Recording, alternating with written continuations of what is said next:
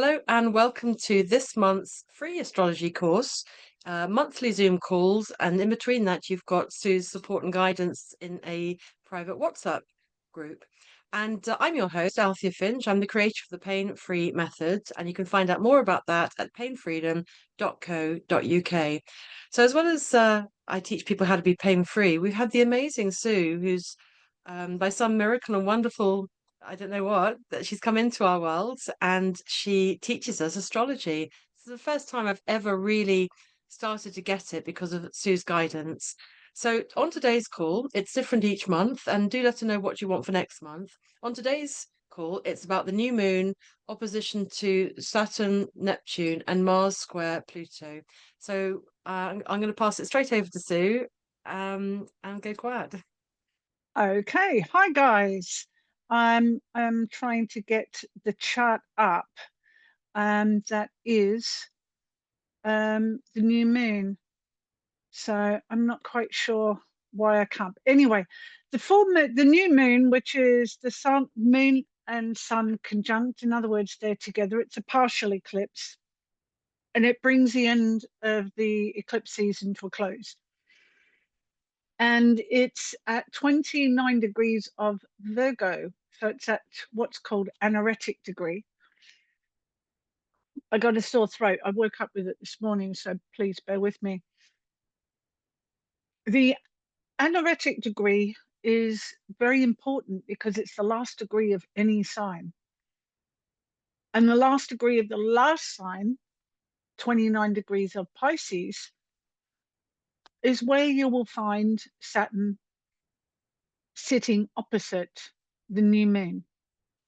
Now, in the WhatsApp group, you'll find the chart.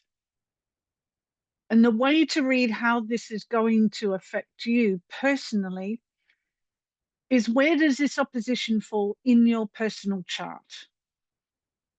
So you find out where your Virgo and Pisces opposition is and see what is at the end of Pisces or Virgo, or at the end of any sign between 28 and 2 degrees of any other sign may be hitting it. Particularly Gemini and Sagittarius, which is the square, the T square, to Pisces Virgo opposition. So it's not affecting me personally, but I know someone whose Sun and Uranus conjunction is at 29 degrees of Virgo. So it's sitting smack bang on top of that. I won't know what actually is affecting her because she's not in my life, but I know that it's going to affect her. So if you have, the way you find it is look at where your Pisces Virgo opposition is and the beginning of the next sign. After Virgo is Libra, after Pisces is Aries. So it's 2 degrees on either side of that will affect you quite deeply. And then, of course, on the opposite, you've got Gemini and Sagittarius. So you're looking at that square. And that's how you see that it's affecting you and what's called a hard aspect. Feel free to jump in if you've got any questions. I really want to get this this up. It's a bit of a bugger, but I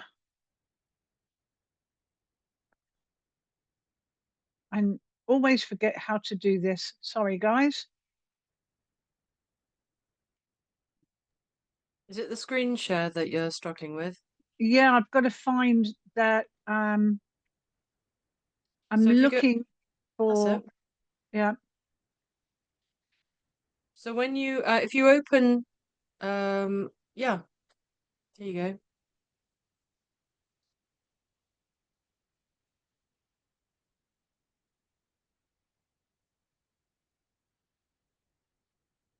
that's what I want to bring up.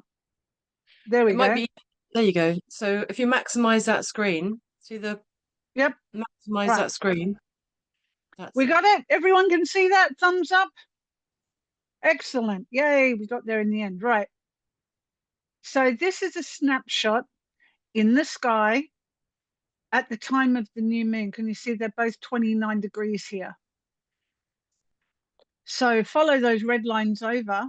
Saturn is going backwards, retrograde at 28 degrees of Pisces.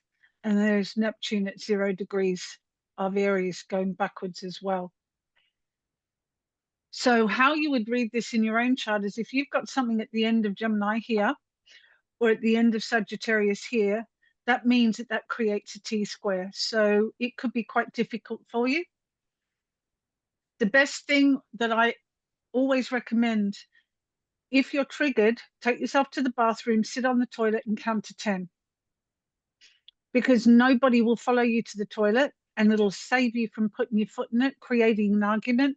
If you feel hurt or triggered, remove yourself. Saturn is quite hard, and it's on a fixed sign called Shiat. And Shiat is one of the most malefic fixed signs, fixed stars at least. And it's all about loss, drowning. So you can dry drown in emotion, you can drown in water. It's quite isolating, lonely. But Saturn and Neptune together, they're not good bedfellows. It's hard. Saturn is hard. Neptune is about delusion, opposite this new moon. It's quite powerful, but it's only a partial eclipse, thank God.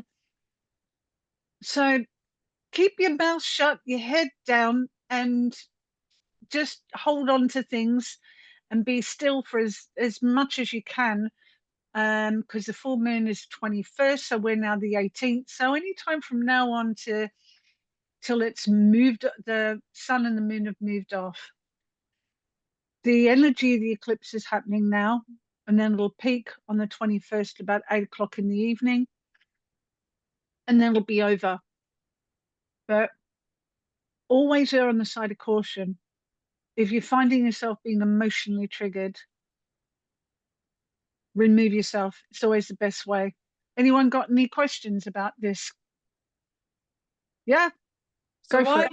why is it all emotionally triggered? Because the moon is in Libra, or it's No, opposite? it's not. It's not in Libra. Anything to do with the moon is emotions. It's at the last degree of Virgo. Moon in Virgo is not a happy place.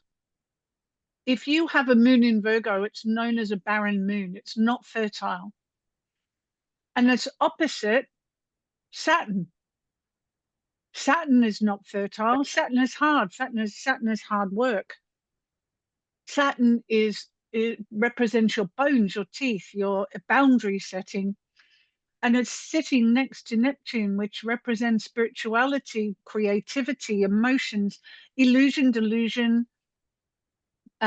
It's those two are not good bedfellows, and being opposite these two, the sun and the moon, both luminaries, at the end of Virgo, it's the moon and the sun doesn't like being in Virgo, because Virgo is a pedantic, nitpicking, perfectionist sign. It's mutable Earth, but I don't see it as very mutable Earth, Virgo. Um, they make very good accountants and detail orientated, but they can be pedants and perfectionists. So it's not the best position for it. If it was in Libra, yeah, the moon likes being in Libra, but it doesn't like being in Virgo. But this is the anoretic degree of the entire astrology chart. 29 degrees of Pisces is the end of the end of the end. And then 0 degrees of Aries is the beginning of the beginning of the beginning. So this is huge endings. So if you're going to do anything, do your inner work, do your meditation, do some light some candle and offer up your inner healing. Go in. It's not about being out in the world, even though new moons are about new beginnings. Leave the old stuff behind. It's really good time to go in, because Saturn is not an external outward looking sign. And Neptune there. Be disciplined in your meditation practice or yoga practice. Go still, go within and look at what you can leave behind and move into the new. And that's what they're asking us. So Saturn, if you're a jogger, get on a treadmill and do your meditation on a treadmill. Go for a walk in the park. Take yourself away in your solitude and go within and think, what can I ritualistically leave behind with this new moon? How can I be disciplined in reality to leave an illusion or a delusion behind and move forward? It's very powerful. And if you happen to be another earth sign, so if you're over here at 29 degrees of Capricorn, which I have my Venus here, that's Hang making a on. nice. When you say, what did you say? So how do you know you're there? What do you mean when you're I there? I How do you? have I have my Venus in my chart is here. If I put my chart over the top of this, my Venus is here at 29 of Capricorn. Got it. So when I'm reading this new moon, I'm looking at that's a sextile. That's good. The sextile is positive. That's a nice working with the energy.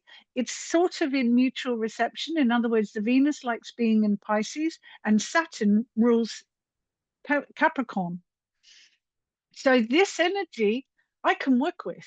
This is where I get out of this. So my Venus is here. So I use the Venus energy to get out of this and mitigate any major situation. So I've got to work on Saturday, but my Saturday and Sunday, I'm just not going to buy into any bickering, anything. I'm not really looking at any world events. I'm sort of taking myself away and having nice food, nice sleep, watching nice things on the television, and spending time in my own company. I refuse point blank to get triggered in what's going on in the world because there's nothing that I can do about it. Yes, Althea. So we lay our chart on top of this, and then when you said if you've got something here and something here, what did you Okay. mean about? When you're looking at this red line, that's called an opposition. And we've all got oppositions and we've all got squares. So the mutable square is Gemini, Sagittarius, that's the opposition between Virgo and Pisces. So it goes so far to say that 90 degrees, that's a square. So if you have anything at 29 degrees of Sagittarius and Gemini, you're going to be in a square or hard aspect to the new moon. So it's going to hit you a little bit harder because it's going to personalize it through whatever is sitting here. So if you have a 29 degrees Gemini sun, your your identity is going to get hit, your vitality is going to get hit.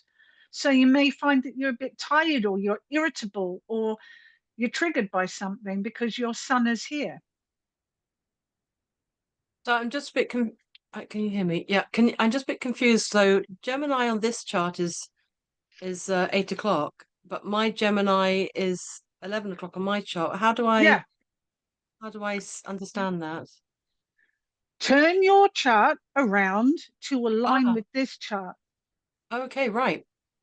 because this is the chart for the new moon. If you look at the details up here, on the Sunday, the 21st of September at 8:55 p.m. in the UK. This is if someone was born at that time, this is their birth chart.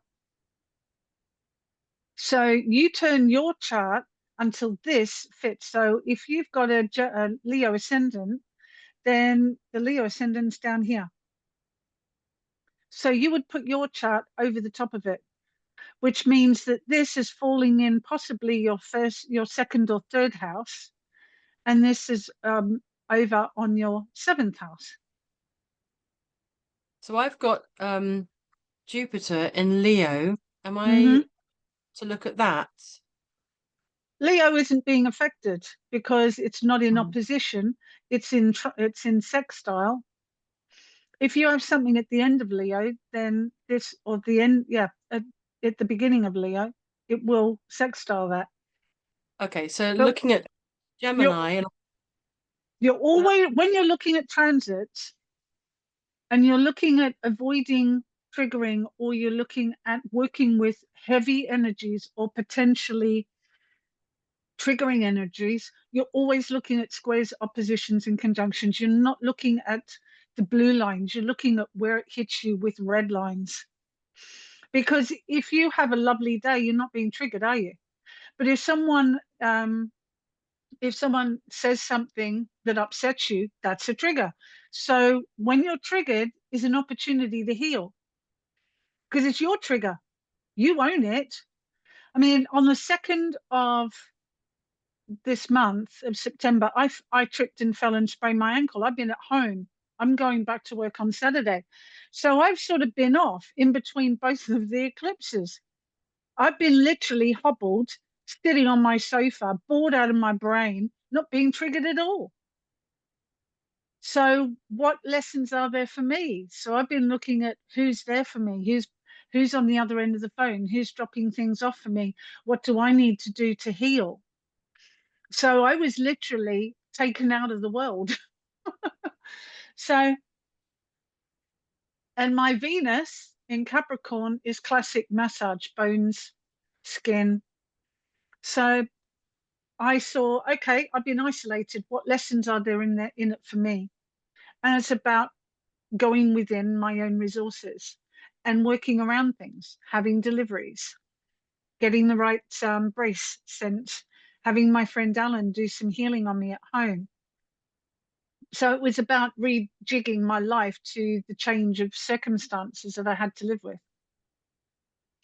Whenever you're looking in the sky at transits or things that are happening, I always look at how it may affect me in a negative or potentially provocative way, because that's when you get triggered, that's when you destabilize, that's when you lose your center, and that's the opportunity for healing in anything, is when you feel uncomfortable. Yep. What's up, Althea? So I'm trying to sort of understand how to read this, and so the opposition, the transits here, as you said, you've got the Saturn and Neptune opposite the moon, sun and moon. So that's the major thing that's going on in the sky. And then I lay my charts. I put Gemini where Gemini is, and then what do I do? I look. Is there anything in Gemini? Is there anything in You look and see where your stuff is in relation to where this stuff is. You may find that it's not hitting you negatively. Nothing really in this chart is hitting me negatively. So what are you looking to see What if am I anything's looking? What I'm negative? looking for is, do I have anything in Pisces around here? Do I have anything at the end of Gemini? That's square 90 degrees. Do I have anything at the end of Virgo? Then this is sitting on top, but it's also opposite this. Do I have anything over here at the end of Sagittarius? Because then that's square both of it. So you're looking at whether there's anything negatively hitting you by opposition or square. So So I've opposition and square would be there. So you end up with a red triangle. so I've got things in Virgo is Pluto and Uranus. It doesn't hit it. I remember your chart and it's in the teens. It's not 29. So it's not hitting you. The only thing that's hitting you is South Node on those, but that's nothing to write home about really at this point in time. But if you've got something because we're born around the same time. I have Virgo, but it's 1718. It's too far away. It's not being hit. So it has to be the exact same degree then. 5 degree orb I would give it. So that would be 24 to about 5 degrees. So 24 degrees of Libra to 5 degrees of 24 degrees of Virgo to 5 degrees of Libra, and the same opposite here. 5 degrees of Aries to 25 degrees of Pisces. And the same here, 25 to 5, 25 to 5. And if you're within that orb, and the orb is the so like the area, you got the planet in the middle, 5 degrees that way, 5 degrees that way. Because the moon changes sign every 2.5 days. So the moon moves really quickly. This will be over and done with. But it's the applying. I've spoken about this before. It's when things are getting closer and closer and closer and closer. We are currently in the pressure cooker phase. It's getting closer and closer. So we're being squeezed and we're being squeezed, we're being squeezed. And then it hits, and then it's like a release valve. That release valve could be a, or it could be a, it's up to you. How's I everyone mean, getting on how's everyone getting on with it? Sorry, Sue. How's that's everyone okay. getting Anyone got on? any questions? I'm 25 degrees in Neptune, Neptune in Pisces. Okay. That's not going to affect me though, is it? No. Your Neptune is 25 degrees of Pisces. Rising sign is 25 degrees in Pisces, yeah. Okay, your rising is 25 degrees of Pisces. So that would put your rising sign here, which would put this opposition in first house and just over your descendant in the seventh house. So that this little lot here, you've been through the mill with Neptune gone over your ascendant and Saturn gone over your ascendant. So you've already gone through major, major changes. And then this will be over just off your descendant. So in your chart, the sun, the moon's here, and Neptune and Saturn is over here. If this was a Pisces ascendant. So it would be affecting you personally and your relationships. So it would be affecting the way you see yourself, Neptune and Saturn in your first house, and then the sun and the moon in your seventh would be how your external relationships with business and or personal relationships. Those are the two areas that will be affected by this. Does that help, my lovely? Yes, thank God. Thank God I'm by myself at the moment. Neptune over your ascendant is really difficult, and Saturn over your ascendant is really difficult, especially having a Pisces ascendant. That's tough Mm. because you merge with other people and it's hard to just have boundaries. Mm. So, Question. Sarah, When you're a you bit confused. What are you confused about, my lovely? I've just read your messages. Turn your microphone on if you need to speak, Sarah. No, I Yeah, can't hear you. better. Here Oh, we are, there here we we are, go. here we are. There we are. Thank you so much. It's That's just okay. amazing. And I'm just, as with everything, I've got to listen and to take action. And I just don't know what I'm doing, really, basically. It's all completely new for me. It's so Okay. complicated. It's a bit As technical. Ooh. astrology is, but Sarah, if you go into the media section of the group, there's a load of documents. And if you have trouble getting this chart for yourself, send me your personal details, DM, not in the group, and I will make a chart for you, save it as a screenshot, and then send it to you privately. Oh, bless you. Yes. Because the way you start is you learn each of these, which represent a planet, and each of these 12 signs. Each sign correlates to a house. Aries is always the energy of the first house. So the energy of this first house is ruled by Taurus, but it's still your first house. See the little numbers around here? The houses correlate to the energies, and Earth is in the middle. So this line here is below the horizon, and this is above the horizon. So this is daytime, and this is nighttime. So, and Earth is in the middle here. So it's a geocentric chart, not heliocentric with the sun in the middle. So we've got Earth in the middle and everything going around the outside. Go back to your basics. Know what Aries is all about, Taurus, Gemini, and learn it bit by bit. Get your colored pens and pencils out and have fun with it. Draw it if you need to. But Yeah. all the documents that I've put together are in the media section in your WhatsApp. Okay, I'll have a look. There's just lots going on, so I'll have a Yeah, look. there is. Yes, It's a thank big you. it's a big Oh, subject, and do it bit by bit. I've been doing this since I was 16 and I'm 60 in February. wow. Yeah, How old are you in February? 60. gosh, wow, you don't look 60. No children, good genes, and keep out of the sun. That's Oh, my very good. excuse. Oh, amazing. Oh, So, power girl. so, Yes. right, getting back to this. Anyone got any Yes. Yes. questions? Yes. Yes. Yeah. Okay. What can What's you just go over the dotted lines and the double that the okay? triangles? These dotted lines here, that's, I wouldn't worry about the green lines and the dotted lines. They're more advanced. Okay. Stick with the blue ones and the red ones because they're the basics. Okay. This green line here is a very interesting configuration, but go back to the basics of sextile, 2 signs away, trine, same element, so air, earth, fire, water. The red line's opposition or square. When you learn your basics, then you can build on it. Okay. All right. It's a huge subject. Don't try and run before you've even learnt to crawl. Any other questions about this chart before we move? Yep, go, Althea.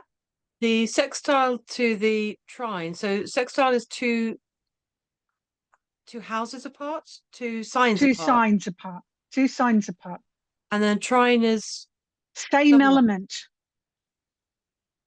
Air, water, earth, fire. And the 3 water signs, Cancer, Pisces, Scorpio. The 3 fire elements, Sagittarius, Leo, Aries. So that's your trine. So when you do an equilateral triangle, that's your trine because it goes from air to air to air. And when you're looking at sextile, you go 2 signs. So they're your neighbors. They're where the energy flows, and there's a congruence amongst the energy. When you got the red lines, square that's irreconcilable differences. That's niggly. That's we're not on the same page. We can be arguing at cross purposes. An opposition is like a projection. I really don't like Virgos. That's okay because Virgos don't like me. They irritate the hell out of me, and I irritate the hell out of Virgos. But I won't write a Virgo off. I just won't marry one because they'll do my bloody nut in. So I avoid Virgos for personal relationships, but I can work with Virgos.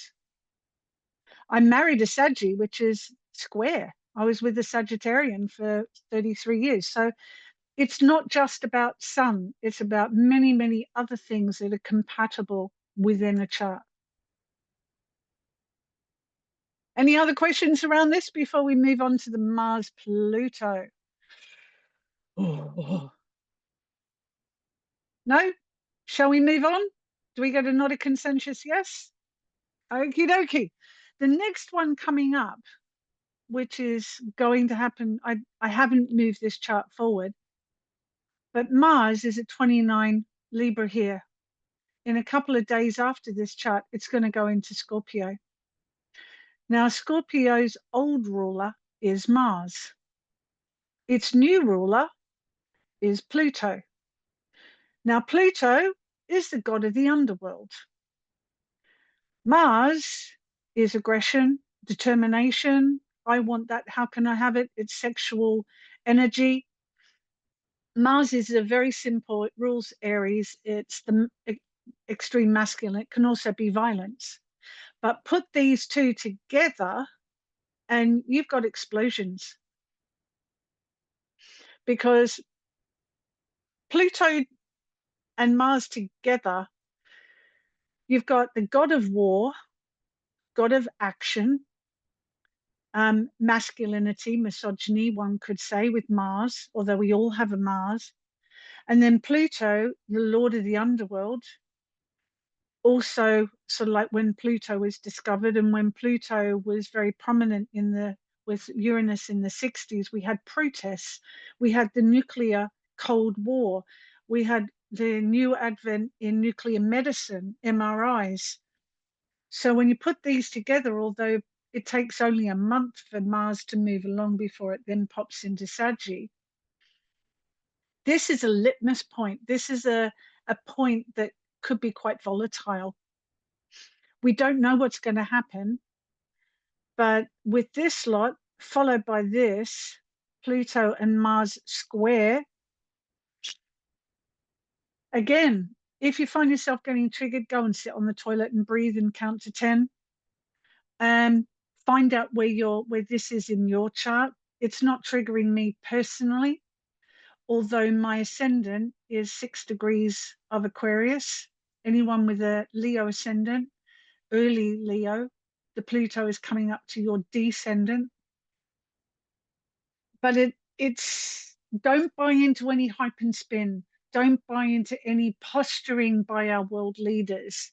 No one's going to push the button because it'll mean that we've all got to kiss our butt goodbye. But it could get a lot of peacocking and posturing from our leaders. That could include your family members, your boss, your CEO.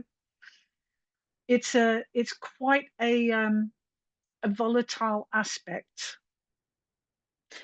If you see Mars-Pluto touches, it could be a psychopath, because Scorpio is ruled by Pluto, and Pluto rules the shadow work, all that is hidden. So it could be that there's going to be some explosive stuff come out with the Epstein files come out.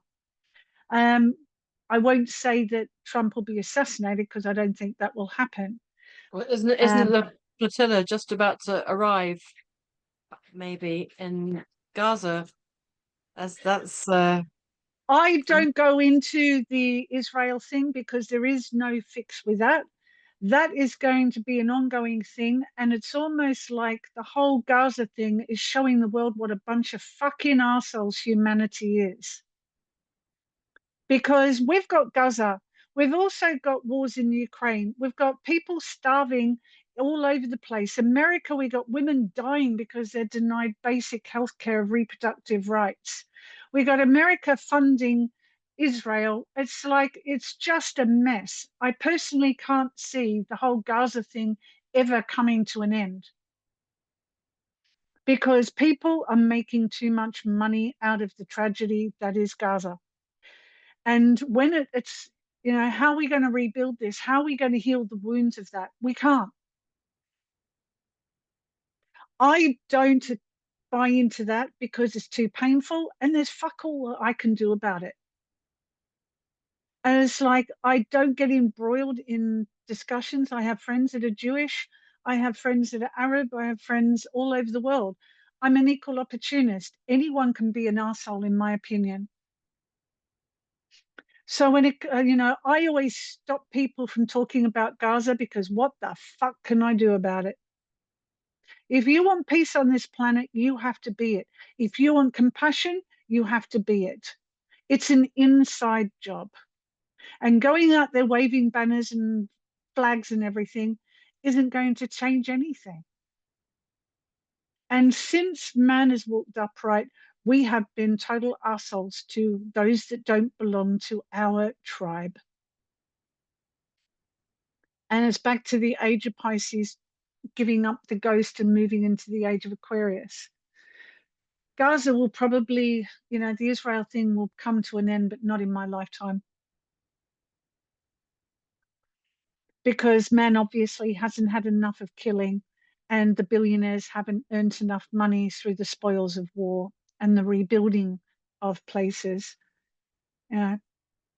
Sorry to be a harbinger of doom and gloom, but we are a bunch of fucking wankers in many respects, humanity.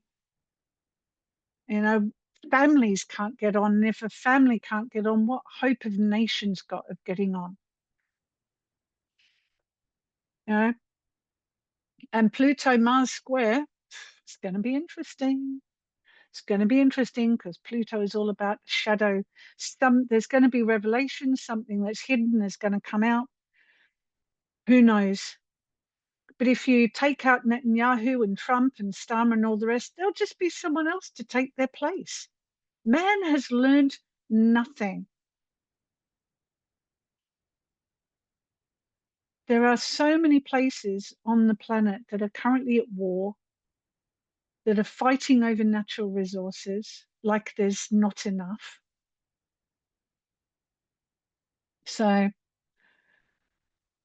change is afoot, but it's a big wheel that turns very slowly. And we're witnessing the beginning of this massive change. It's going to take about 200 years. You've decided to incarnate at this time, Althea. So, you know, are you going to spend the rest of your life upset about what's going on in a country that you can't do anything about, or are you going to get on and do your bit? It's painful, isn't it? And I've Yeah, it my is. father of my children is Palestinian, so it's a bit Yeah, close. But yeah, but I you chose that, agree with you. Althea. I You did. chose that.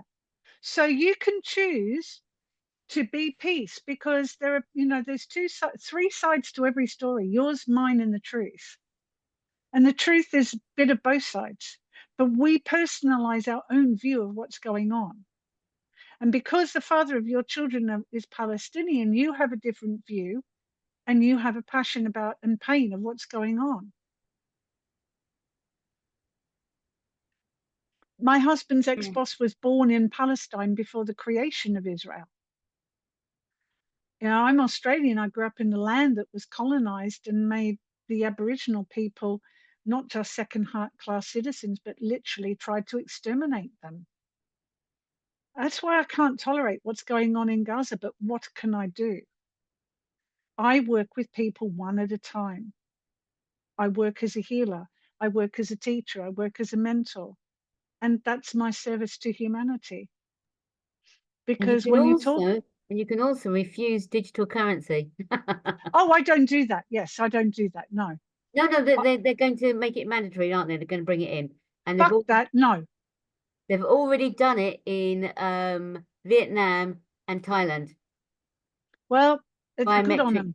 accounts. Yeah. Yeah. And, you know, it's my quiet revolution quite often is if someone only doesn't take cash, I have ordered food and then gone to give them cash and they said, sorry, we don't. I turned around and walked out. We can vote with our feet and we can do our own little bit. But when you're talking about governments, there's so much that goes on behind the scenes.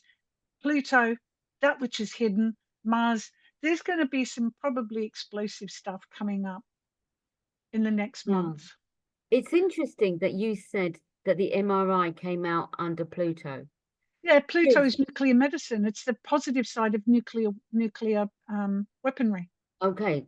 Did you know that if you have an MRI, you can't have any other X-ray done for a year because it's so dangerous? I have an MRI every year because I've had brain surgery. Oh, Lord. Yeah, it's a walk in the park.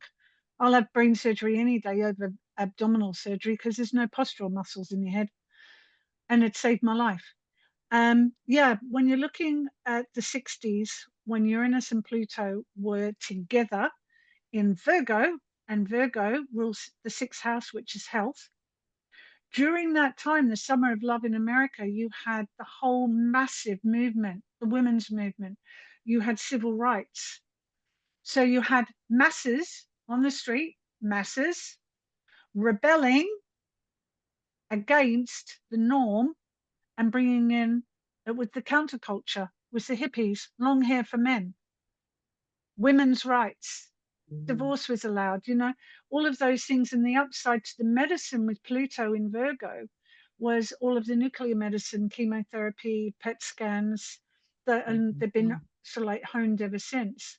But you got CTs, MRIs, PET scans, and X-rays. And as well as injecting isotopes to see the body more clearly during a PET scan. So there's all of these major moves forward when Pluto was in Virgo, and as it's gone through, Pluto has made changes to all of these. When it went through Capricorn, that's when Bitcoin sort of came out, because Capricorn rules traditional. So that would be real estate, that would be banking, but currency is over here in Taurus. But this is no more do we have a job for life, because Capricorn rules the 10th house, which is your career. So Pluto transformed.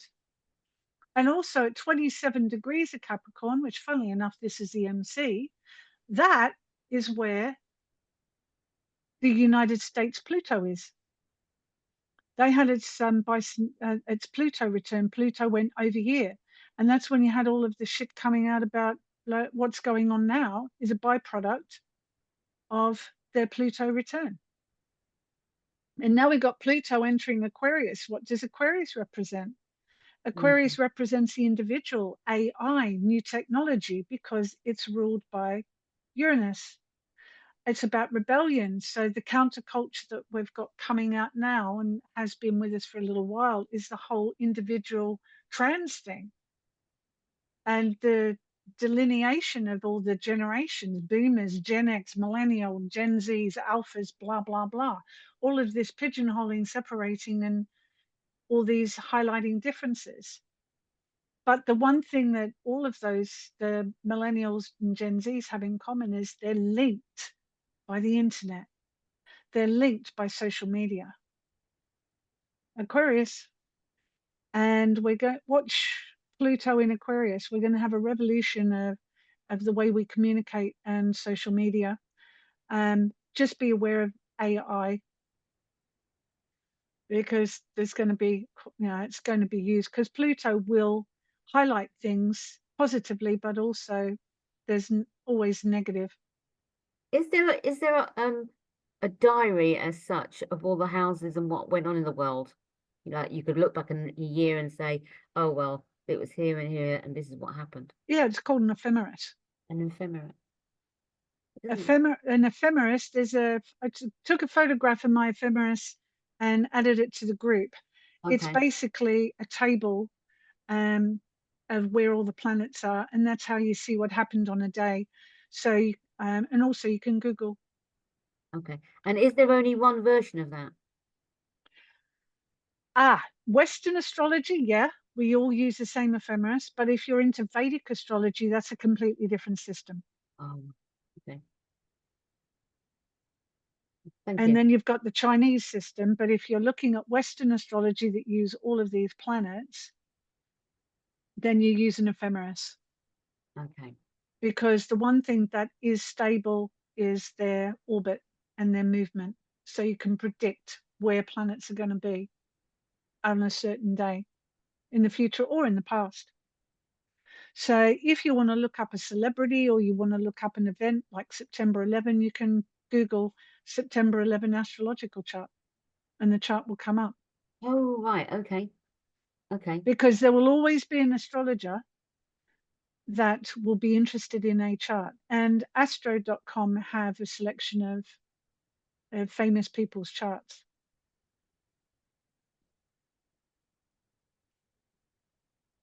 Because quite often with my clients, if there's something that I'm not 100% sure, I have a look at their chart. I can't get their time of birth, but you can do what's called a flat chart. And I usually do a midday chart, and it'll give me most things.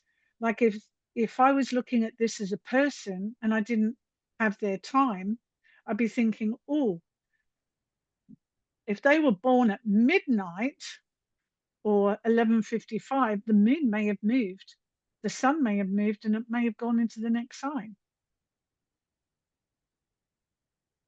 So you can do a flat chart and work out some things, but not all of the things. But with this configuration, until sort of like so like 2/3 of the way through October, just don't get embroiled in arguments. Anything that you consider to be underhanded or a bit dodgy.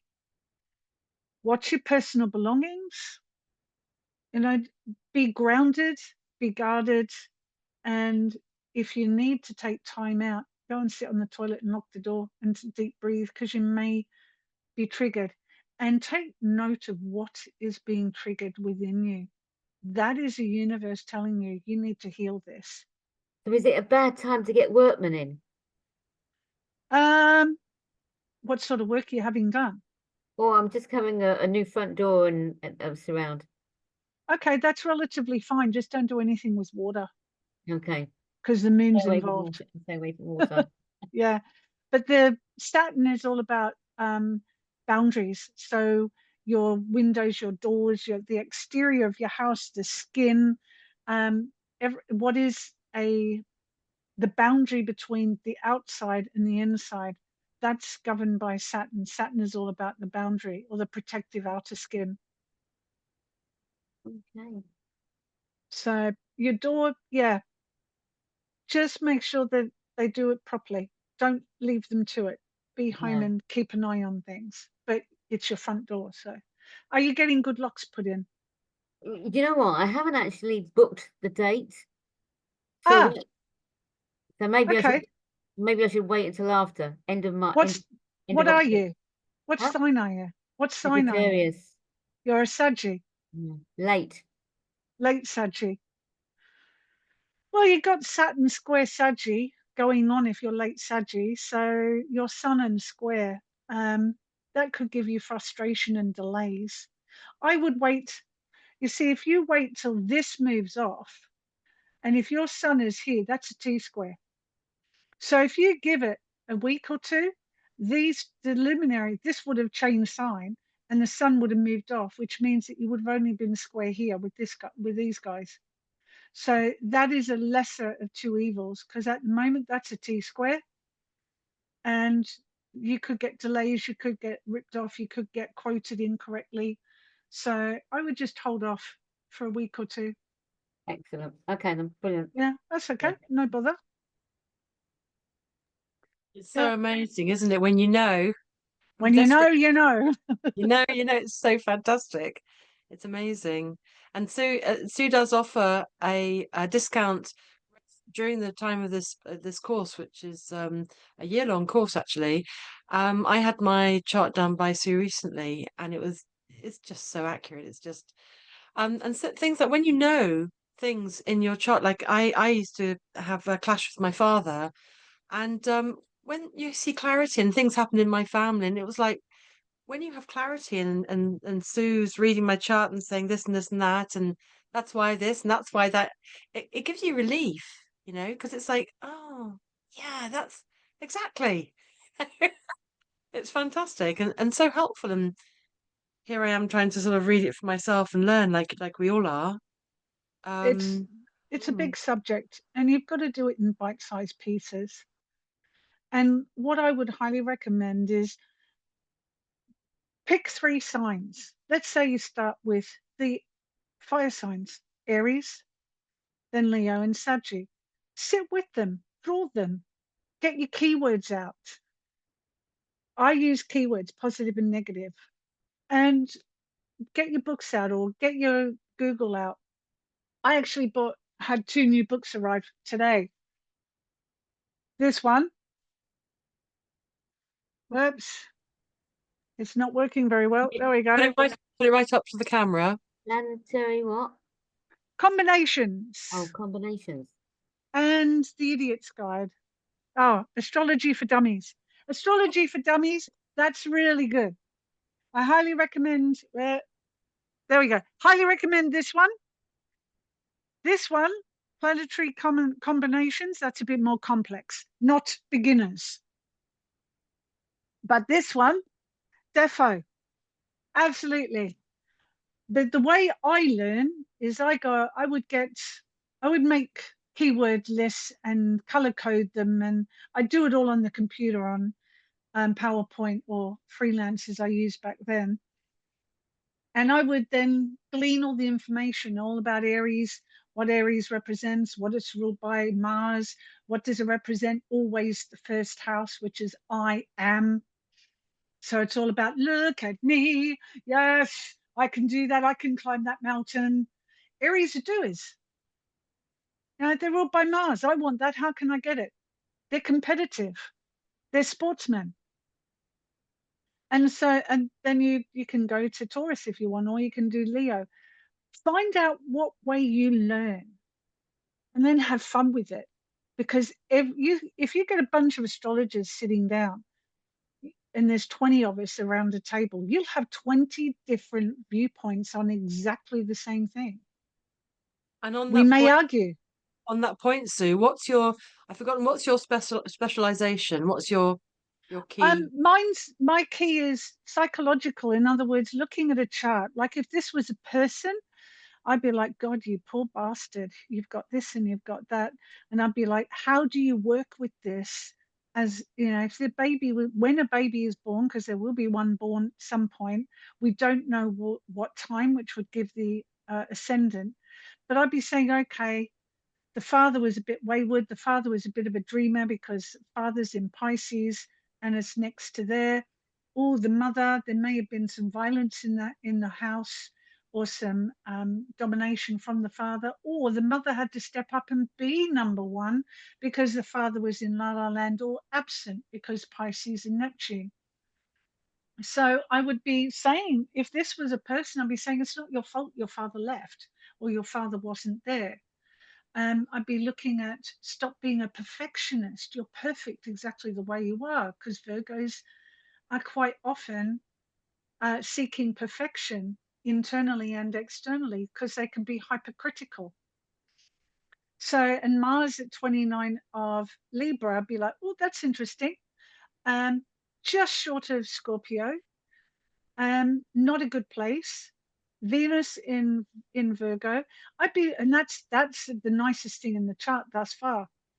But I'd be looking at the energies and saying, this is the energies that are within you. How can you work with that and turn it into something positive? So I'd be looking at this person and they probably have parental issues, absent father somehow because of Neptune and Saturn in Pisces. And then I'd be looking at transits. So every 7 years you have a transit of Saturn. 42 is Uranus opposition. So I'd be looking at what's hitting you now. Why are you feeling, because we only ever ask for help when things are painful. So, okay, let's have a look at that. And then what's the inner work that needs to be done because you're being triggered in this area of your life? So if you're sitting there feeling Johnny no mates, which can happen with Saturn opposite your moon, Saturn and moon touches can leave you feeling alone, isolated, an outlier, and depressed. Saturn and moon touches can be depression. So I'd be looking at that thinking, how can you utilize that in a positive way, or what would be the best form of counseling or therapy to help you work with those energies? Because this, every time something hits that in a positive way, it'll give you an outlet. But just because you've got Saturn and moon opposition doesn't mean that this person's going to be either depressed or addicted. It just means that there's a possibility. So, I have moon with Chiron, the wounded healer, in Pisces in the 8th house. That is a classic indicator for an alcoholic mother, because the moon is in Pisces, addiction. Chiron, the wounded healer, my wounds were created by a mother, 8th house.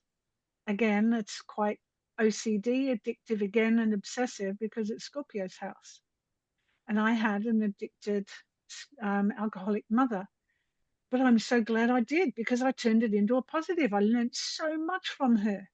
And I chose to be born to her. So I turned the negatives or the painful experiences into my healing experience. Mm.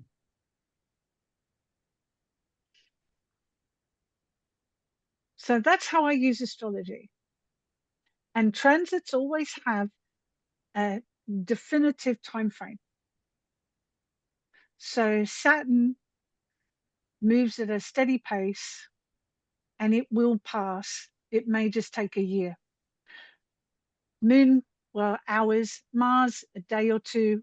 Jupiter, 12 years to go round. So it's always the outer planets that I look at for transits that give you the opportunity to feel the pain that needs healing. If you're feeling it, you can heal it. Wonderful. I just And made that one up. sounds perfect. You can feel it, you can heal it. Yeah. I think that brings us beautifully to the top of the hour. If there are no more questions, No, thanks. everyone all right? So from here, we have monthly calls, monthly lessons. So book yourself onto the next one, but come straight into the WhatsApp group, because between the calls, Sue's incredibly generous. Just let her know what you're struggling with, what you need, and she's just amazing. I've had, certainly myself, had loads of ahas from for the very first time, I'm beginning to get the hang of it. I say that cautiously, but it's a massive subject. But through Sue's guidance, I've had some big ahas, and I'm beginning to get the hang of it. And so come into the WhatsApp group if you're not already, and just let her know what you need between the calls. So yeah, give it a go. As she said, start from the beginning. Don't worry if you're feeling anything like me, overwhelmed and what the hell I'm doing. Is it this and is it that? I don't know if I'm ever going to get it. You're in good company. It's all Yeah, good. Same I, here. you know, throw a question up on the group if you've got anything. If it's personal about your chart, then DM me, because if you can read a chart, then you've got your whole personal life on display in your chart. I always share mine because I'm an open book, but just bear that in mind. Hmm. I can read someone's chart, so I can go, oh, look at that. So, And there are sorry. lots of potentials that you can see in a chart. So if you don't want to put it in the group, as Sue's saying, send it to her privately, and then she's going to help you read it in the group. But if you want a private reading, that would be something different. And so it's normally £90, but she's only charging £70 while during the course during this course. So lots of options. And Yep. So let's bring it to close then. Thank you so much, Sue. That was absolutely brilliant, of course. Very, You're very welcome. absolutely amazing. And give it a go, everybody. Thank you so much, everybody, for joining. Come straight into the WhatsApp group and ask your questions. Keep learning. I've been Indeed. your host. I've been your host, Althea from painfreedom.co.uk. And Sue, thank you so much. Would you like to leave us with a thought or a focus or a words to go away with? Well, other than if you feel it, you can heal it. If you're being triggered, take yourself away. Do not engage, because this too shall pass. Thank you so Lots of much. people are going to be triggered. Just if you're Breathe. triggered, see it as an opportunity to heal it, work on it. Don't buy Perfect. into the hype and spin of the planet. Thank you so much, Sue. And You're thank you so welcome. much for joining us. See you on the next one. See you in the group. Bye for now. Toodles. Bye.